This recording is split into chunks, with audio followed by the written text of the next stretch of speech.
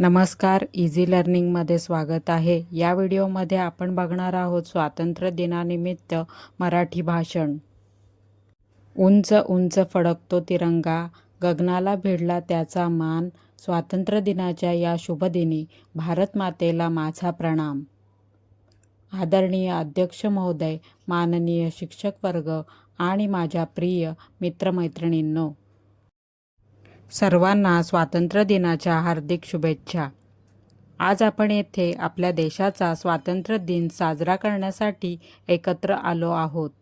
15 August हा प्रत्येक भारतीयासाठी अभिमानाचा आणि आनंदाचा दिवस आहे. 15 ऑगस्ट 1947 रोजी भारताला ब्रिटिशांच्या गुलामगिरीतून स्वातंत्र्य मिळाले.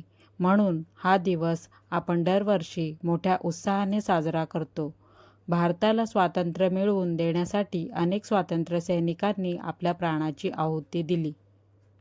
महात्मा गांधी, नेताजी सुभाषचंद्र बोस, भगतसिंग, चंद्रशेखर आझाद आणि अनेक वीरांनी देशासाठी मोठा त्याग केला. त्यांच्या बलिदानामुळेच आज आपण स्वतंत्र भारतात स्वातंत्र्याने जगत आहोत. स्वातंत्र्य मिळवणे जितके महत्त्वाचे आहे, तितकेच ते टिकवून ठेवणे ही आपली जबाबदारी आहे. आपण देशाचा आदर केला पाहिजे, कायद्याचे पालन केले पाहिजे आणि भारताच्या प्रगतीसाठी प्रामाणिकपणे प्रयत्न केले पाहिजेत. विद्यार्थ्यांनी मन लावून अभ्यास करून चांगले नागरिक बनण्याचा प्रयत्न केला पाहिजे.